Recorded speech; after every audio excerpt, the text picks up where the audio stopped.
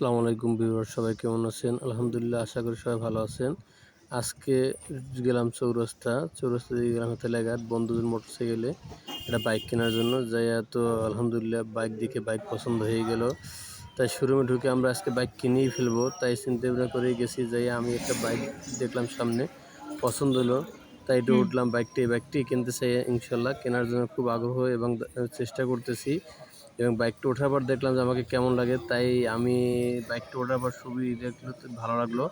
তাই বাইকটা কেনার জন্য আমি খুবই আশ্চর্যভাবে দেখতেছি এবং খুব সুন্দরভাবে দেখলাম। দেখে আমার বাইকটা পছন্দ হইলো। তাই বাইকটা যখন কিনতে গেলাম বললাম, "ভাই বাইকটা কত?" বাইকটা তখন হঠাৎ করে বলল যে, "ভাই বাইকটা বিক্রি হবে না। এই বাইকটা আমাদের ডিসপ্লের জন্য। বাইক নিতে হলে আপনার ৬ মাস আগে বলতে হবে, বুকিং দিতে হবে।" তাই এর বাইকটা কিনলাম না। তাই কি আর করার আছে? তাই ফিরে আসবো না ফিরে আইসা আমরা আবার চলে গেলাম অন্য কোনো একটা বাইকে। তাই একটু নিজের ছবিটা একটু ভালো করে উঠাইলাম। উঠিয়ে ভালো করে দেখাইলাম।